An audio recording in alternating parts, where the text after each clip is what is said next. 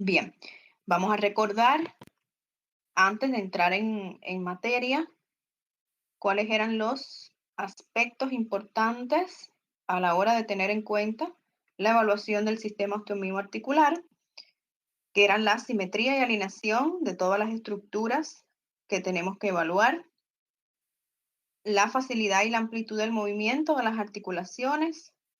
En cuanto a los músculos, tendríamos que evaluar su tono, la masa muscular con las mediciones, la fuerza al evaluar la movilidad activa y pasiva,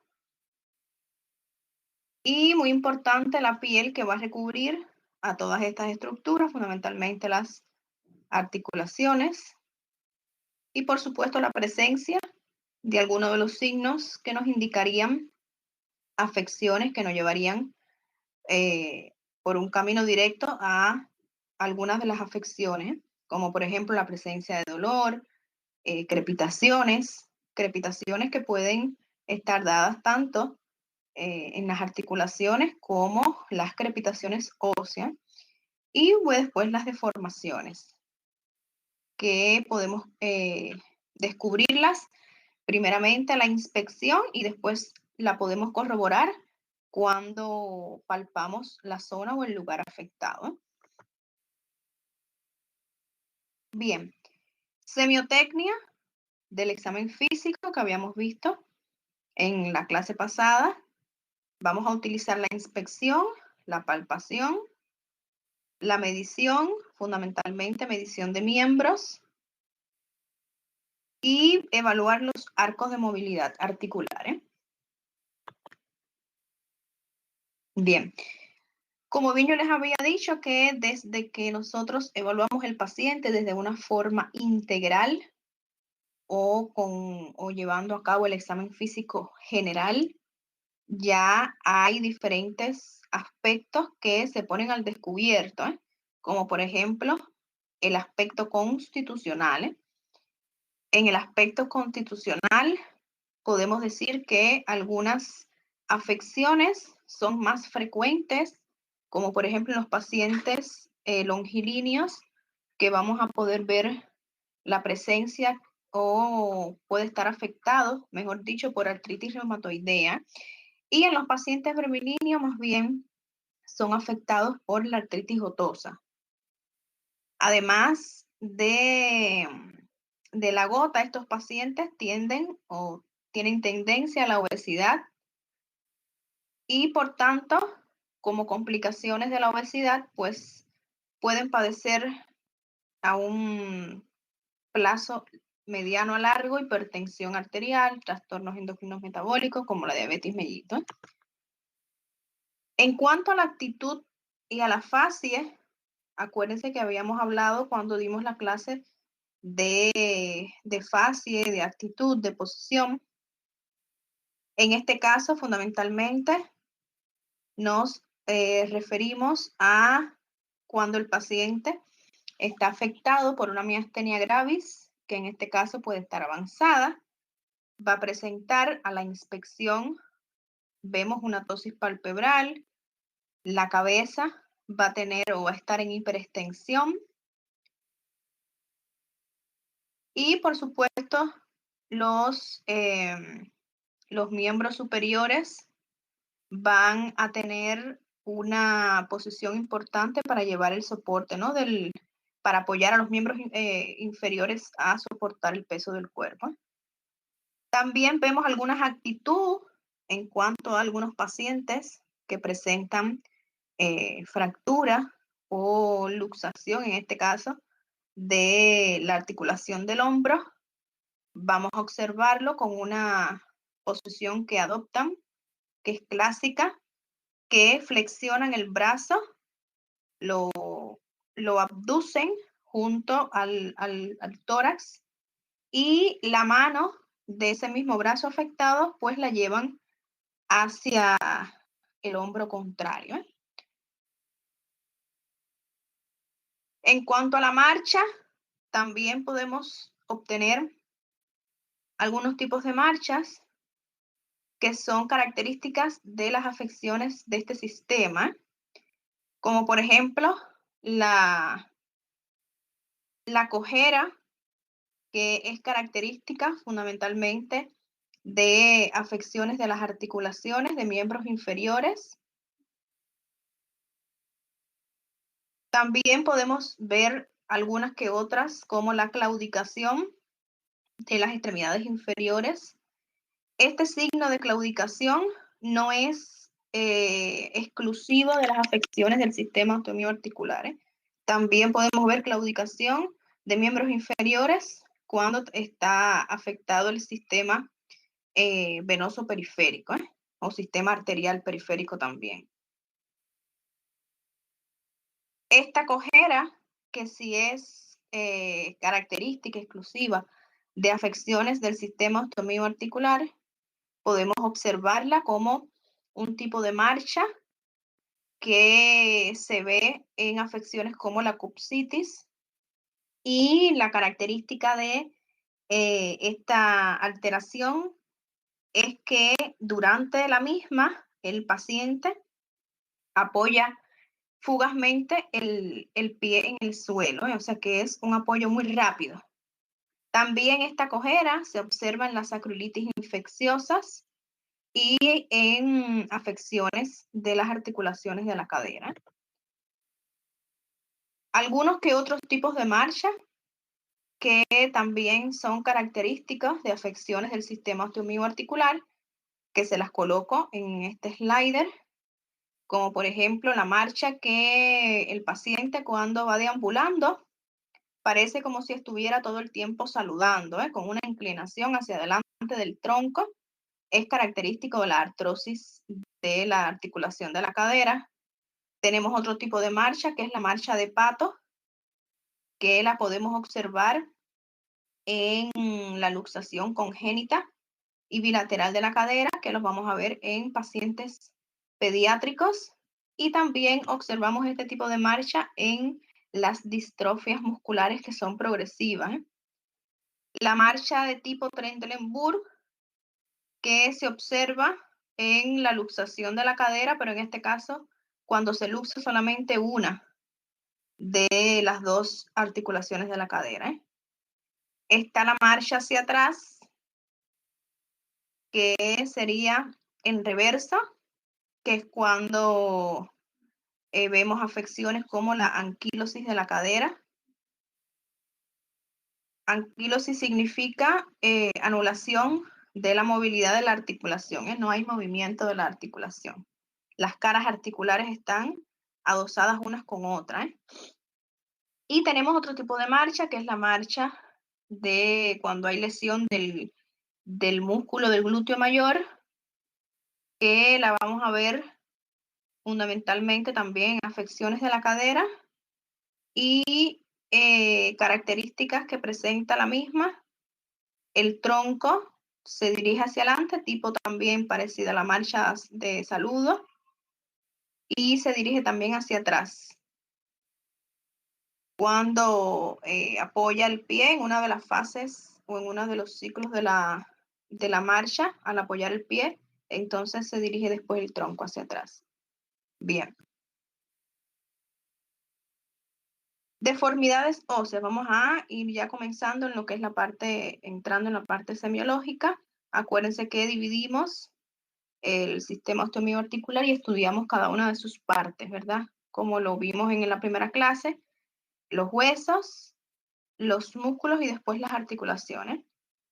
Bien, en cuanto a las deformidades óseas, nosotros podemos, a la inspección, podemos ver un aumento de volumen dependiendo de las zonas que estamos evaluando. Si es miembro superior, si es columna, si son miembros inferiores. Este aumento de volumen se debe o se puede deber a procesos tumorales, como por ejemplo tumores malignos, tumores que sean benignos, la enfermedad de Payet, que no es más que la osteoitis deformante, cuando hay también trastornos endocrinos metabólicos como el hipertiroidismo, osteoartropatía anéumica hipertrofiante, Y cuando vemos un acortamiento del mismo, puede ser expresión de diferencias en el desarrollo de ese hueso o puede ser alguna alteración que presente el cartílago de crecimiento o puede ser también por una inhibición de algún estímulo, que ahí entraría la poliomielitis.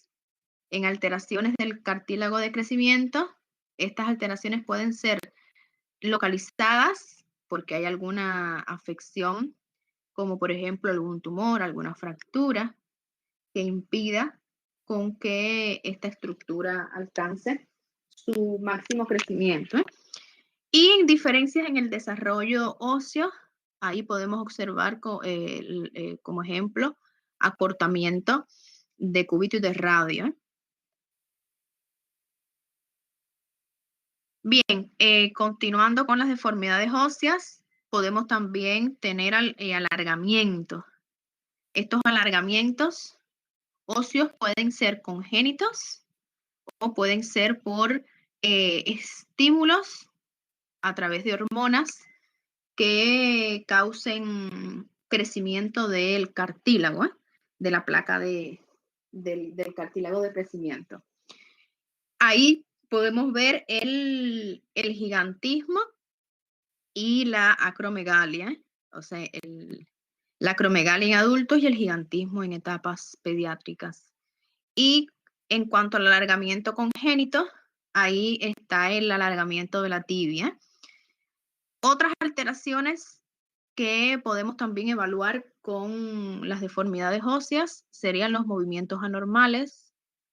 Ahí tenemos a la pseudoartrosis y la crepitación ósea, que estaríamos hablando a favor de las fracturas óseas.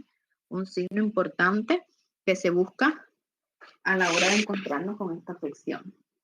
Bien, en cuanto a la semiología muscular, cuando nosotros evaluamos los músculos, tenemos que tener en cuenta las características que habíamos hablado anteriormente. Ahí tenemos que evaluar si el músculo está aumentado de volumen, si existe, en el caso de que no haya en la zona a evaluar presencia del mismo, que sería ausencia congénita. Si está, pero no tiene la masa muscular que la normal que debe de tener, ahí tenemos la atrofia. O si a la hora de evaluar la movilidad o de hacer la oposición del movimiento, de evaluar la fuerza, pues despierta en el paciente el dolor provocado. Y aquí le coloqué de nuevo la imagen como recordatorio de la exploración de la fuerza muscular, que serían los movimientos de oposición que realiza el explorador, oponerse a los movimientos del miembro. Una vez evaluado, nosotros podemos encontrarnos con dos situaciones: con que haya un aumento de volumen de la masa muscular o con que haya una disminución de volumen del mismo. El aumento de volumen, aquí tenemos 5 mecanismos que pudieran dar con que esto aparezca. Uno puede ser un aumento en la nutrición del músculo, que eso lo vemos en atletas. El aumento puede ser del tejido intersticial. Ahí vamos a ver lo que se denomina las miositis. Puede ser también por una inflamación del tejido muscular o del tejido que hay de sostén del músculo, o sea, de las vainas de tejido conectivo que envuelven a los grupos musculares. Ahí vemos las miositis, pero ya son infecciosas. Puede ser también por este aumento de volumen que se deba a tumores que puedan ser malignos o benignos. Y también puede deberse este aumento de volumen a traumatismos y que estos traumatismos causen la ruptura de las aponeurosis y también pueden causar la ruptura de los tendones. En cuanto a la disminución de volumen, se pueden observar dos mecanismos importantes causantes de esta disminución de volumen, que puede ser la interrupción de los estímulos nerviosos para producir La degeneración fibrosa, ahí serían los casos de las atrofias musculares, y puede ser una agenesia muscular que ya sería una afección congénita, que no esté formado el músculo. Causas de atrofias, ahí tenemos que evaluar las lesiones de raíces y de las astas anteriores de la médula espinal. Ahí podemos evaluar, podemos estar ante afecciones como la radiculitis, la poliomielitis. Puede ser también lesiones que tengan los nervios periféricos, que específicamente los que inervan ese músculo. Ahí estamos frente a las neuritis, también las perineuritis. Puede deberse a lesiones en la placa neuromuscular. Acuérdense que la placa neuromuscular era lo mismo que la unión neuromuscular. Ahí vemos la afección conocida como miastenia gravis. Vemos también como otras causas de atrofias musculares las miopatías atróficas, disconforto del sistema endocrino metabólico como el hipertiroidismo y las distrofias musculares que son progresivas en el tiempo. En cuanto al dolor provocado, ese dolor que aparece cuando nosotros evaluamos la fuerza muscular, que aparece fundamentalmente con las maniobras de oposición que brindan resistencia a los movimientos. Aquí, por ejemplo, les coloco a la hora de comprobar en los movimientos del hombro, generalmente cuando el dolor proviene del músculo supraespinoso, pues se realizan maniobras de oposición al codo y se le indica al paciente que haga o que trate de hacer movimientos de abducción. En cuanto el paciente intenta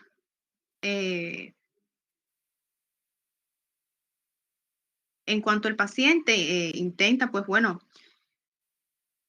vencer ese obstáculo, puede aparecer el dolor, y entonces cuando aparece el dolor nos indica que la afección proviene del músculo supraespinoso y de las inserciones también del mismo.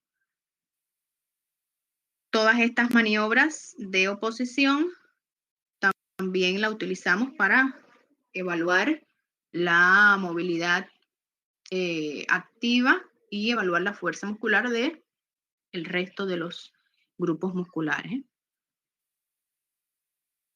Bien, algunos signos de enfermedades articulares cuando tenemos afecciones en alguna de las articulaciones. Aquí les dejo los más importantes, como por ejemplo, alteraciones en el color de la piel que recubre la articulación, o cuando vamos a la palpación y obtenemos un aumento del calor local. Ahí estamos, entonces podemos pensar en artritis, podemos pensar también en sinovitis. Cuando observamos un aumento de volumen que venga de la articulación, ahí entonces podemos pensar en varias afecciones. Podemos pensar en un derrame, podemos pensar en inflamación de los tejidos blandos que recubren la articulación, podemos pensar en engrosamiento de la membrana sinovial, o podemos pensar también en sinovitis. Cuando exploramos los movimientos de la articulación y vemos que están limitados, pues entonces podemos pensar en rigidez de elementos periarticulares. Podemos pensar bloqueo por liberación de cuerpos libres dentro de la articulación, o podemos pensar también en derrames articulares. Cuando observamos a través de la inspección alguna deformidad del miembro que estamos evaluando, bueno, pues podemos entonces inferir alguna erosión articular o alguna destrucción de los ligamentos que estén alrededor de la articulación. Y a la hora de evaluar, o a la hora de realizar la palpación con los movimientos de la misma articulación, bueno, pues tenemos la crepitación, que sería en este caso, como denominamos, un crujido palpable.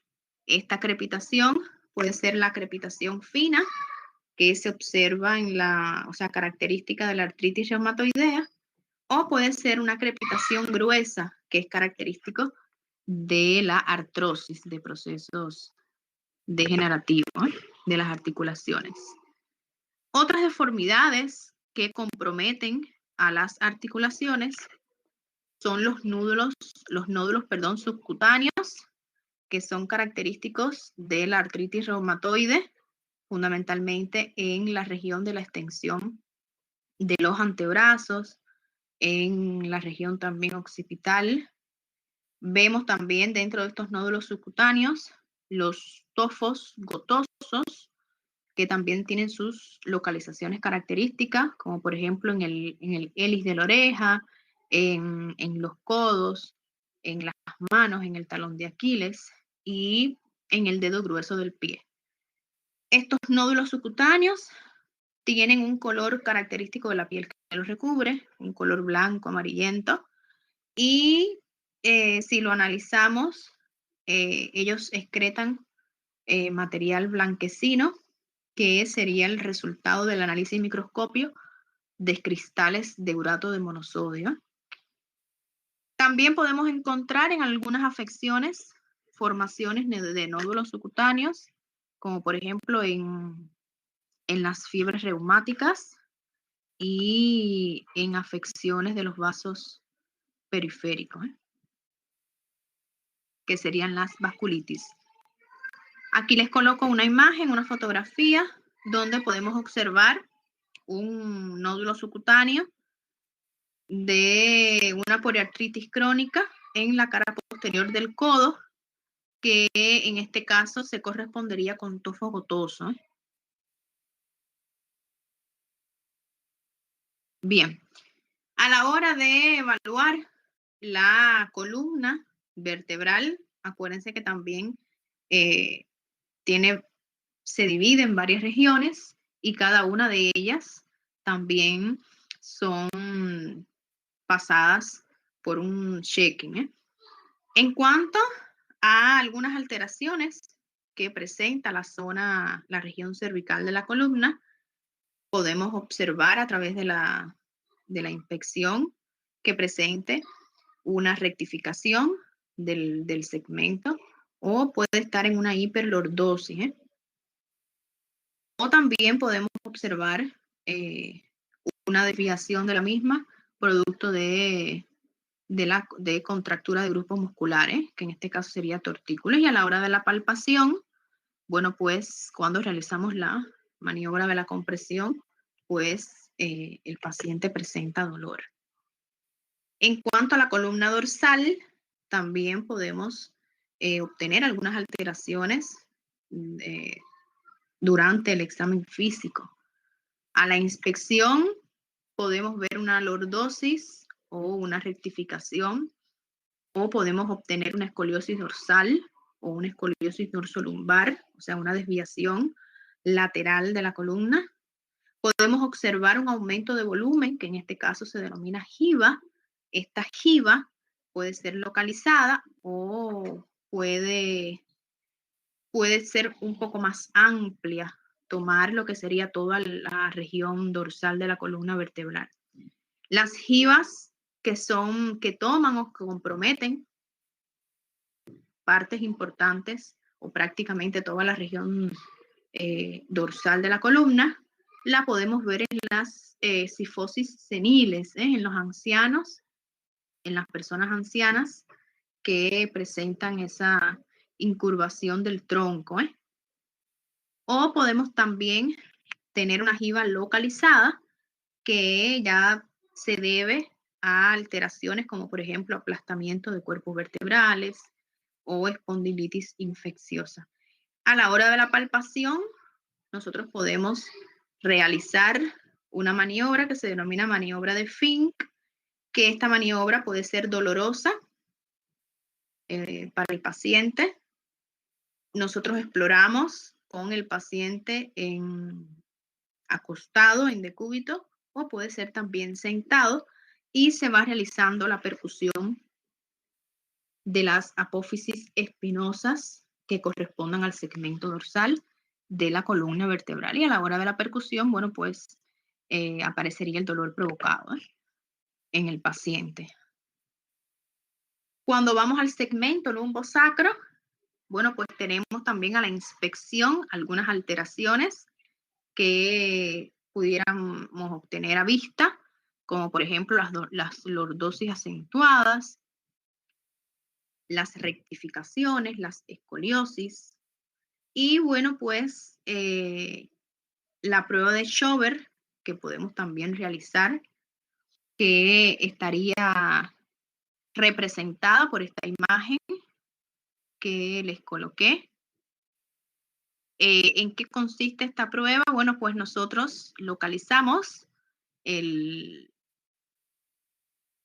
segmento, el cuerpo o la apófisis espinosa de la vértebra 5, lumbosacra, marcamos, hacemos una marca y después le mandamos al paciente, como ustedes observan, que se incline, que realice la flexión del tronco hacia adelante y generalmente estas marcas, esta distancia puede correrse hasta 3 centímetros, es normal, más de 3 centímetros, entonces estaríamos ante alguna afección del mismo segmento en cuestión.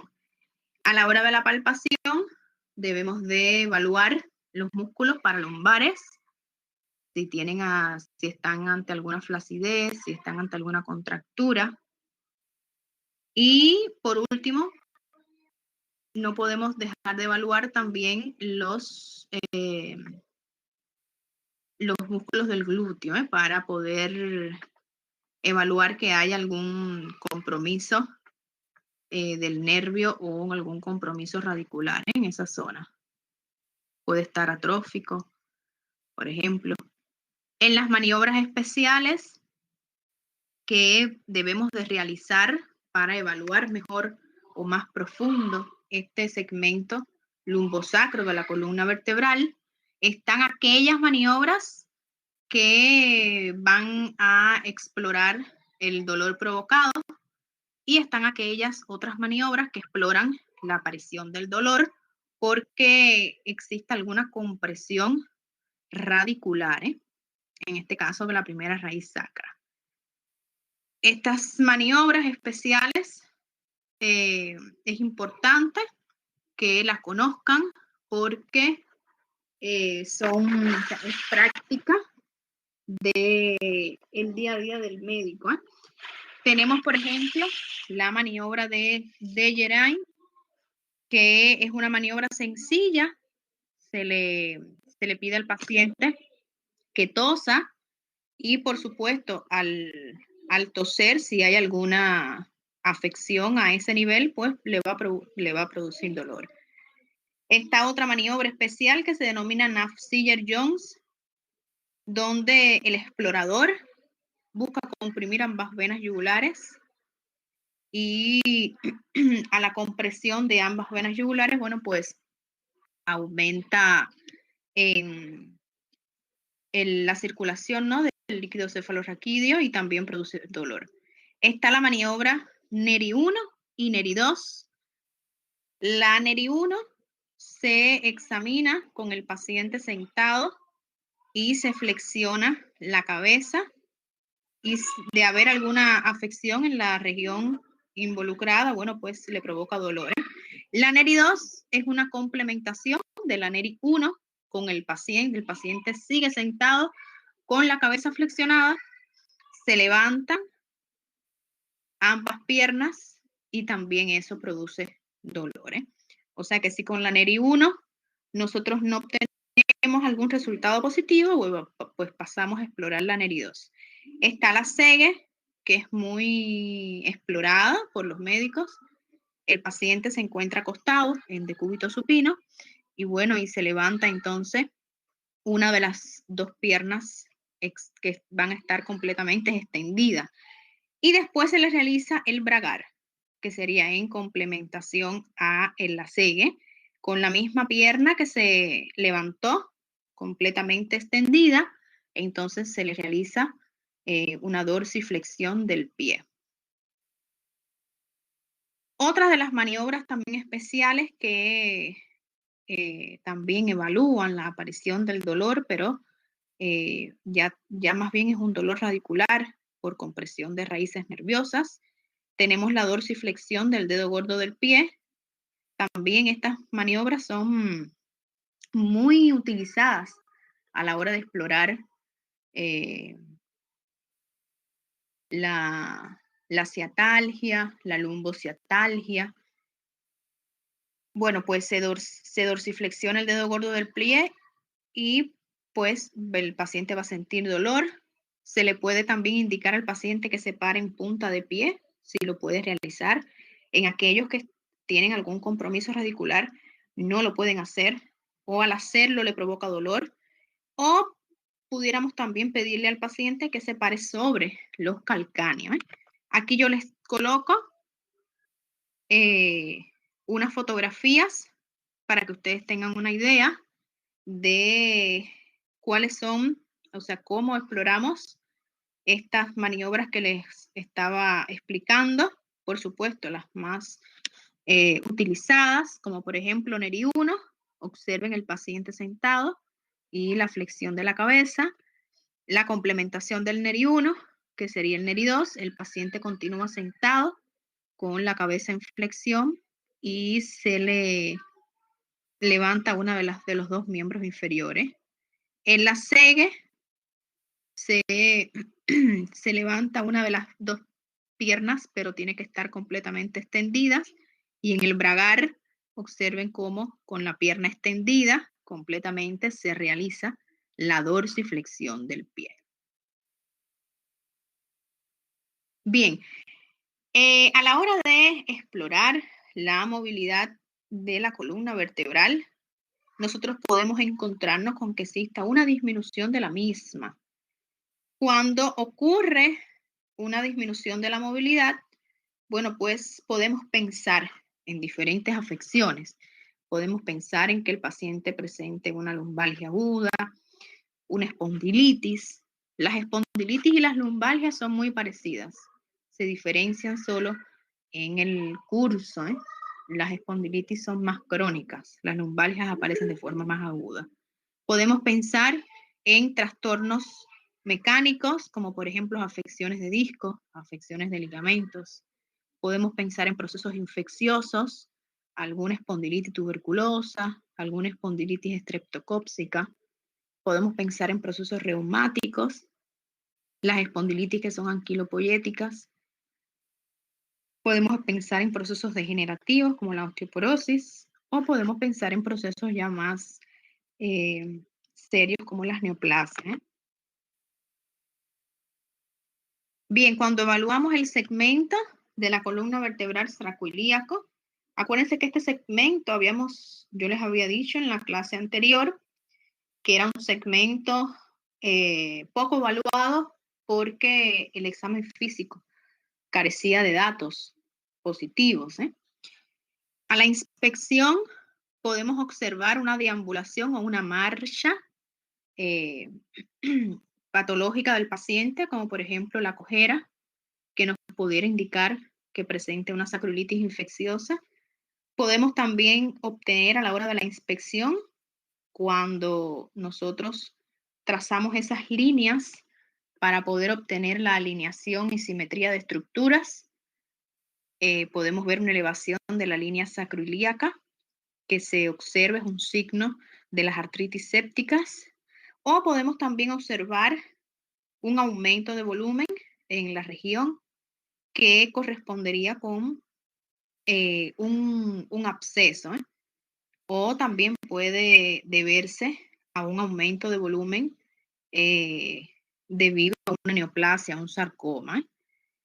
Y a la palpación, bueno, pues nosotros vamos a explorar puntos específicos cuando evaluamos esta zona de la columna vertebral.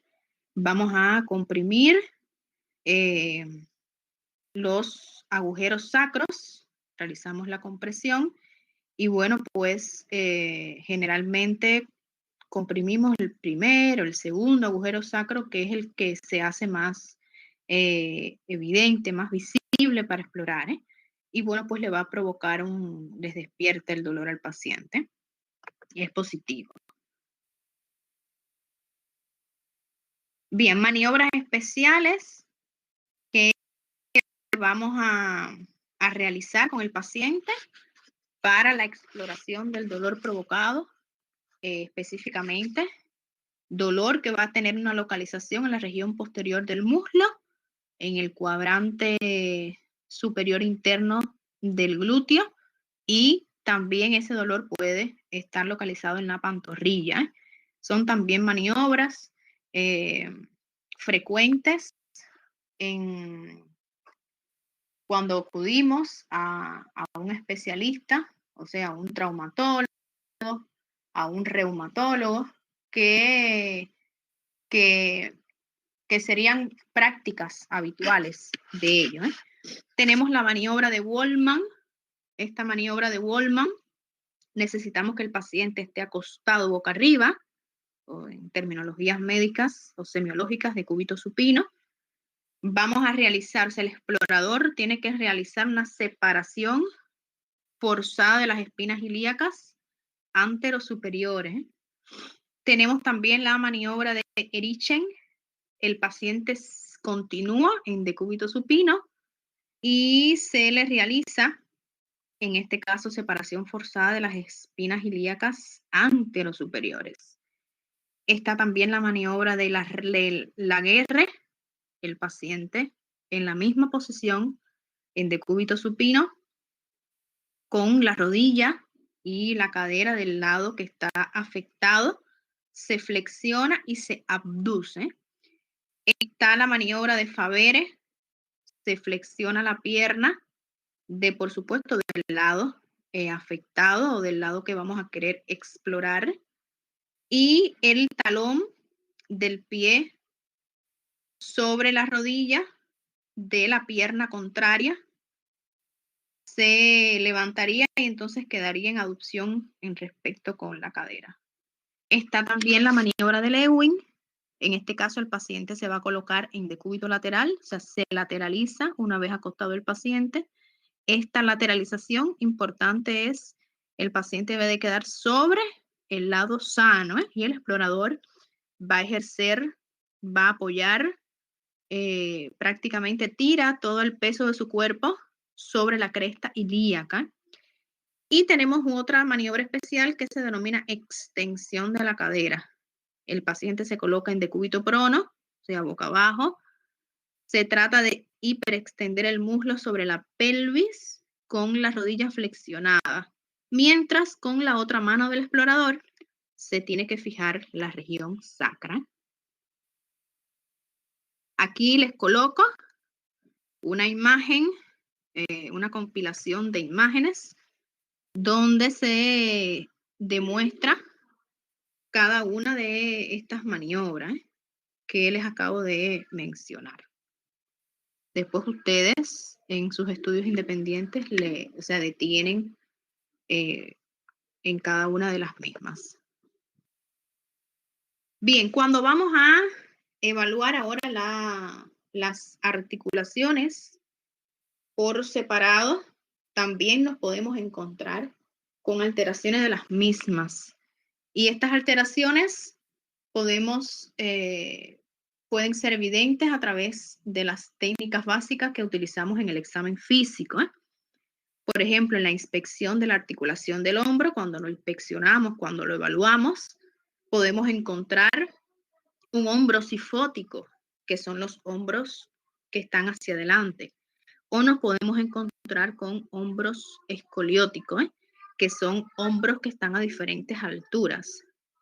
Ya cuando nosotros, antes de entrar en lo que sería evaluación de las articulaciones, una vez que nosotros le hacemos un checking rápido al paciente cuando está parado y le trazamos esas líneas imaginarias, ya nosotros podemos percatarnos de la simetría de los hombros. También podemos observar la flexión del brazo y del antebrazo, que podemos entonces inferir que hay algún proceso artrítico o periartrítico agudo. Podemos también observar una inserción baja del vientre del bíceps, que esto se debe a la rotura del tendón bicipital. O también podemos observar una equimosis, o sea, un trastorno.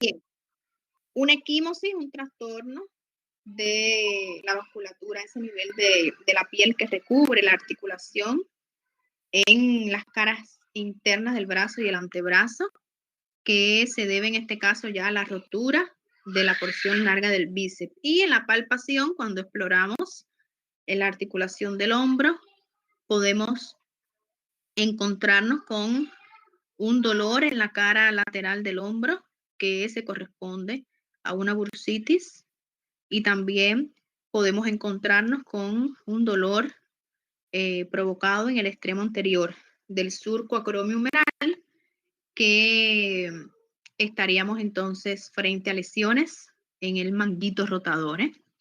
O sea, son lesiones muy comunes también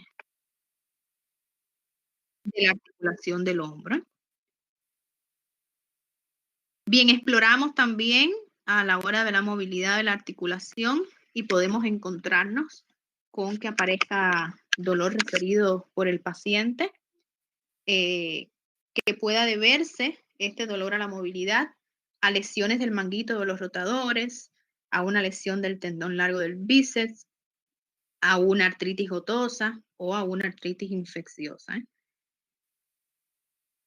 Cuando a la hora de explorar la movilidad nosotros no encontramos dolor, el paciente no nos refiere dolor, bueno, pues entonces tenemos que realizar los movimientos de oposición o de contrarresistencia para ver si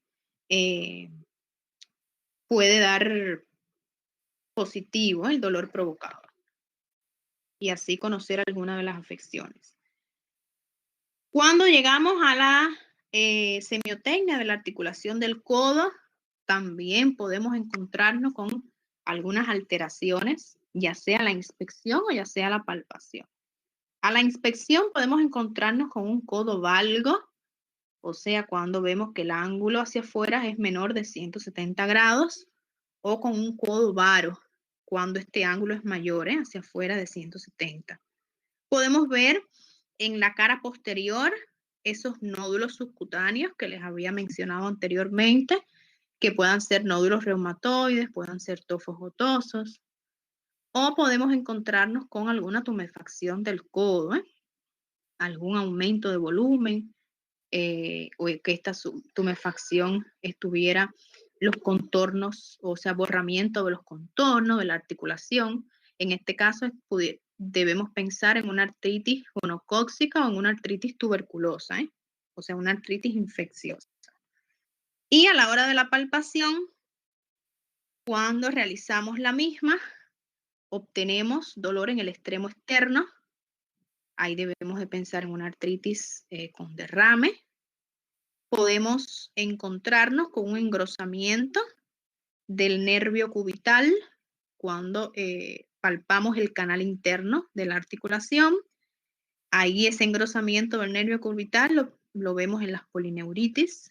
Es común esta afección en la población y podemos encontrarnos cuando examinamos el epicóndilo de ambos codos. Uno de ellos puede ser doloroso, que es signo típico de las epicondilitis, o codo de tenis, codo del tenista, como se le conoce. Bien, en cuanto a la movilidad, también puede ser que existan algunas alteraciones, como por ejemplo, exploramos la movilidad en todas las direcciones o todos los movimientos que puede realizar la articulación, y el mismo puede ser limitado, y además de ser limitado, esos movimientos puede producirle dolor. Ahí podemos pensar en artritis que sean postraumáticas, o sea, después de un traumatismo, que haya un proceso artrítico, o puede ser algún reumatismo crónico, una artritis reumatoidea. Puede ser que exista solamente una limitación a la hora de la flexión. Es característico de las osteocondritis disecantes, también característico de la artrosis, o puede ser también que exista una flexoextensión limitada, que es solamente característico de los procesos artrósicos. Podemos observar que exista una limitación total, o sea que el paciente no puede movilizar el codo en ninguna de las direcciones. Ahí podemos pensar en que pueda presentar una artritis reumatoidea, o que en algún momento presentó una artritis tuberculosa y que no fue bien manejada, no fue bien tratada. Bien, cuando llegamos a la muñeca, la articulación de la muñeca, articulación que es susceptible también de presentar alteraciones a la hora de la inspección. Podemos ver una articulación tumefacta con borramiento de los contornos. Ahí debemos de pensar en artritis, que puede ser infecciosa o reumatoidea.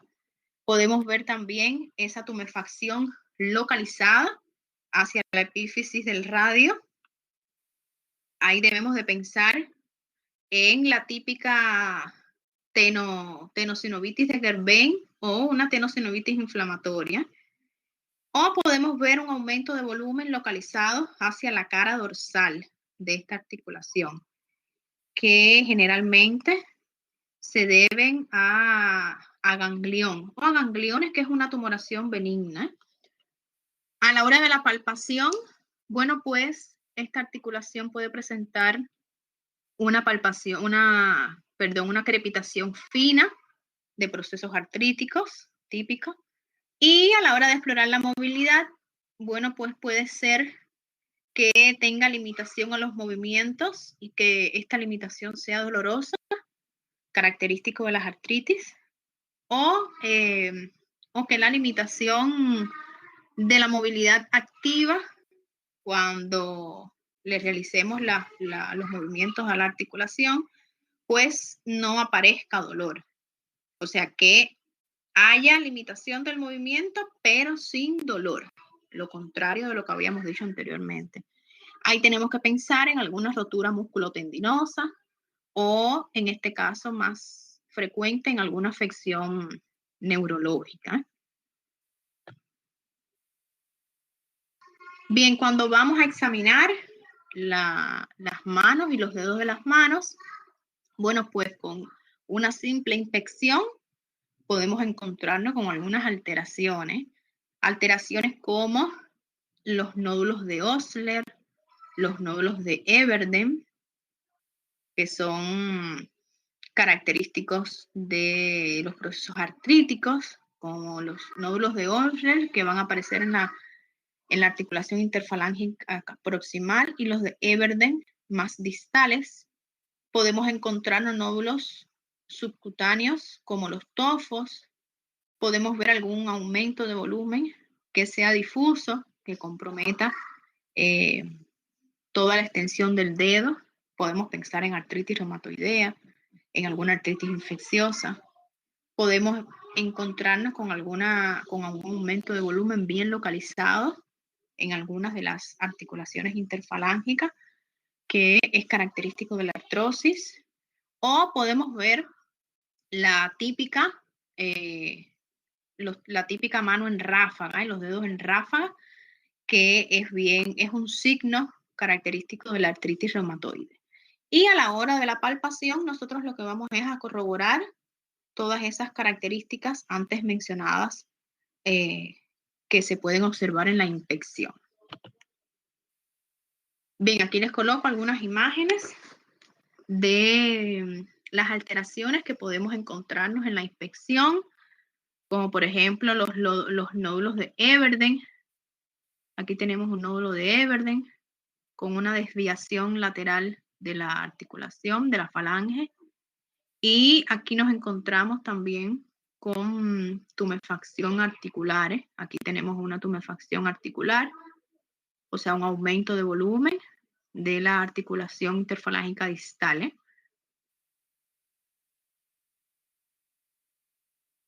Aquí tenemos otras imágenes donde podemos ver las deformaciones de los dedos. Aquí tenemos la mano en ráfaga, típica de la artritis reumatoidea, y tenemos aquí los nódulos de Bouchard que comprometen las articulaciones interfalángicas más, un poco más distales. Bien, una vez cuando lleguemos a la articulación de la cadera, ya vamos a entrar en articulaciones de los miembros inferiores, articulaciones que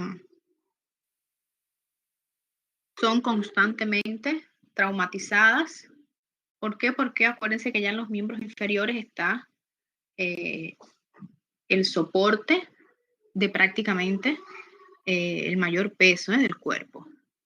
Bien, a la hora de la inspección, nosotros podemos identificar un aumento de volumen hacia la raíz del muslo, en la zona del triángulo de Scarpa, y esto puede ser producto a un absceso tuberculoso o producto a una artritis séptica. Es importante la evaluación de la actitud del paciente en el lecho. Con solamente nosotros observar ciertas aptitudes que pueden optar el paciente con afecciones de la articulación, podemos nosotros ya rápidamente inferir de qué afección se está tratando. Como por ejemplo la flexión con rotación externa del muslo. Ahí estamos frente a una coxartritis. O podemos ver la actitud de la aducción con una rotación externa, que ahí estamos frente a una coxavara, o una abducción con una rotación interna, que estaríamos frente a una coxa valga, o una extensión con rotación externa, típica de las fracturas de la cabeza de fémur. Eso es muy común encontrarlo en los pacientes con fracturas de fémur, esta actitud en el lecho. Y a la hora de la palpación, bueno, cuando palpamos fundamentalmente el trocánter mayor del fémur, pues produce dolor y es típico de las bursitis de la cadera. Maniobras también especiales para explorar esta parte de la cadera, además de las maniobras vistas en la región sacroiliaca, como la extensión de la cadera. También podemos realizar la maniobra de Thomas y la maniobra del Trendelenburg. La maniobra de Thomas, aquí observamos el paciente en decúbito supino con un miembro. El miembro queda descansando sobre la mesa de reconocimiento y con la otra pierna tratar, o sea, de flexionar toda la pierna llevándola acercándola hacia el tronco. Positiva sería cuando a la hora de tratar de acercar la pierna al tronco se realizaría flexión, se flexionaría la pierna que quedó extendida. Y la maniobra de Trendelenburg, aquí nosotros evaluamos fundamentalmente con el paciente ya parado, de espaldas al paciente. Le pedimos que flexione, deje una pierna extendida y flexione la rodilla.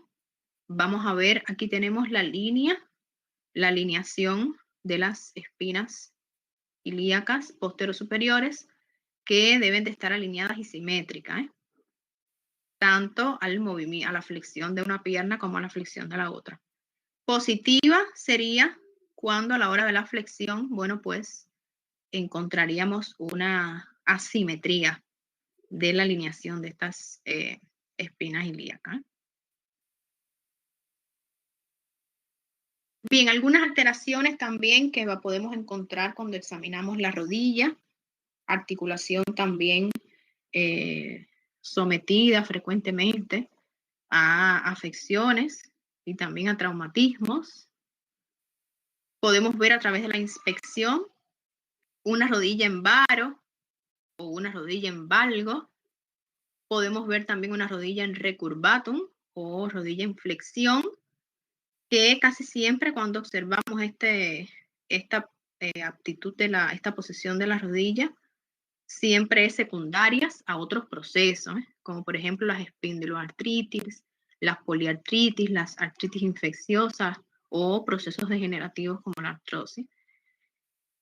Podemos observar un aumento de volumen difuso que borre los contornos de la articulación. Ahí tenemos que pensar prácticamente en alguna afección de la articulación de la rodilla, asociado también a un derrame. Podemos también encontrar algunas tumefacciones localizadas, fundamentalmente hacia la cara anterior de la rodilla, que podemos inferir en varias afecciones como la bursitis prerotuliana, la bursitis anserina, los quistes de meniscos, alguna poliartritis que podamos observar algunos nódulos subcutáneos, o la enfermedad de Jaffa, que es un aumento de volumen doloroso del paquete de grasa de Jaffa a cada lado del tendón rotuliano. Otras de las alteraciones que pudiéramos encontrarnos con algún aumento de tamaño localizado, pero ya sería en la cara posterior de la rodilla, específicamente en el hueso popliteo.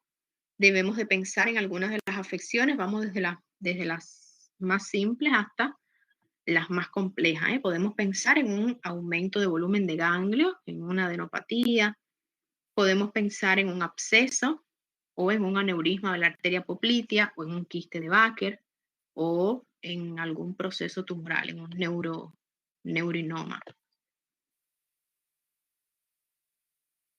A la hora de la palpación, pues podemos encontrarnos con un aumento de la temperatura que pudiera hablar a favor de un traumatismo reciente, de alguna hemartrosis o de alguna artritis infecciosa o artritis gotosa. Podemos encontrarnos a la hora de la palpación dolor en la línea articular anterior, que pudiéramos inferir en alguna artritis, en artrosis, en algunas meniscopatías, o sea, lesiones de los meniscos. Maniobras especiales que se utilizan para la búsqueda específica de alguna afección, como por ejemplo de la presencia del derrame, es el signo del peloteo rotuliano, que es la fotografía que les coloco en el slider. Con la rodilla en extensión, como ustedes están observando, se presiona la rótula hacia una superficie ósea, que en este caso sería del hueso femoral, y después nosotros vamos a percibir que la rótula, después de nosotros deprimirla, asciende por la presencia del líquido dentro de la articulación. Otra de las maniobras especiales, pero esta vez estas maniobras lo que buscan son lesiones de meniscos. Está la maniobra del McMurray, está la maniobra de Apley y el signo del cajón, que son muy exploradas en en los futbolistas cuando sufren de alguna lesión. El signo del cajón específicamente, más que evaluar lesiones de menisco, lo que evalúan son lesiones del ligamento. Aquí observamos una imagen donde grafica la búsqueda del signo del cajón, que se puede ser signo del cajón anterior y signo del cajón posterior. En este caso hay una flecha que indica que se tracciona la pierna hacia el explorador, hacia adelante, que ese sería el signo del cajón anterior. Y cuando se realiza lo contrario, sería el signo del cajón posterior. Ya la de McMurray y la de Apley lo realizamos con el paciente también en decúbito supino. Se flexiona la pierna y el muslo y se trata de realizar una flexión del pie. Y la de Apley, bueno, pues sería prácticamente la misma maniobra, pero con el paciente en decúbito prono.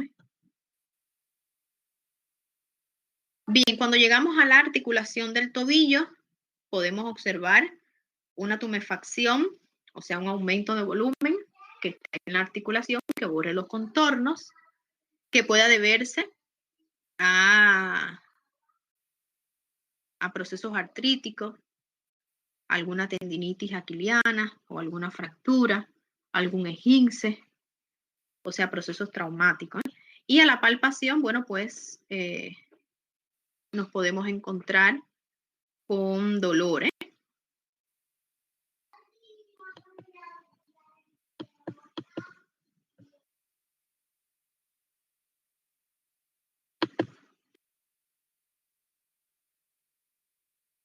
Bueno, entonces ahora entraríamos en el último segmento del sistema osteomiarticular, que son los pies. Debemos de evaluarlo a la hora de la inspección con el parado, los pies desprovistos de calzado, apoyados los pies sobre un plano duro, en este caso el piso. Vamos a observar el paralelismo de ambos pies, observamos las puntas de los dedos donde van dirigidas, si es hacia afuera, si es hacia adentro. Si es hacia adentro, estamos ante un pie sambo, no de samba. Bien, la altura del arco longitudinal interno también tenemos que evaluar para ver si estamos ante un pie parcialmente plano o ante un pie plano. Las cabezas de los metatarsianos, el arco que forma, si es convexo. Bien. Con el enfermo, o sea, con el paciente de espalda, nos paramos de espaldas a él y vamos entonces a evaluar lo que sería el borde posterior del talón con el talón de Aquiles. Entonces, podemos inferir algunas de las alteraciones a la hora de la inspección que pudiera deberse a alguna malformación congénita, como es el pie varoequino. El pie también, algunas malformaciones que ya son adquiridas, el pie plano, el pie valgo, el pie cabo, algunas malformaciones de los dedos, como la polidactilia, cuando hay más de 5 dedos, la sindactilia, cuando algunos de los dedos están adheridos, unidos, parecen dedos gemios. Podemos encontrarnos ante la presencia del alus valgus, que es el denominado juanete, y podemos también encontrarnos con alguna tumefacción localizada inflamatoria que nos pudiera sugerir alguna artritis gotosa. A la palpación vamos a también a corroborar algunas de las características que nosotros podemos observar a la inspección. Vamos a corroborar el arco longitudinal, vamos a corroborar las articulaciones metatarsofalángicas, vamos a palpar la zona del talón, a nivel de la tuberosidad también interna, para descartar la presencia de algún espolón calcáneo. También exploramos los canales pre- y retromalleolares para descartar artritis tibiotarsianas y exploramos también la zona del tendón de Aquiles para ver si existe alguna tendinitis aquiliana. En cuanto a la movilidad, bueno, pues acuérdense que los movimientos que realiza el pie son movimientos de abducción y aducción, así como también la pronosupinación. Nosotros podemos realizar la movilidad activa sujetando, por supuesto, con una mano del explorador sujeta la pierna y con la otra mano sujetamos el talón, así como les expliqué en la primera aula. Y se trata entonces de desplazar lo que sería el talón hacia adentro y hacia afuera. Podemos encontrarnos con que el movimiento puede estar disminuido o puede estar abolido, o sea, que no haya movimiento. Y por supuesto hay que inferir alguna lesión de la articulación.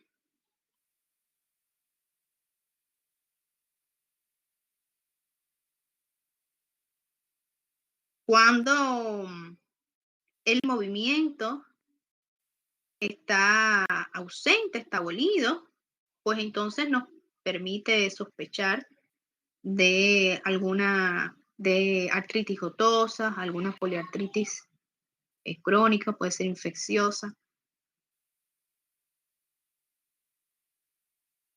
Entonces, en resumen,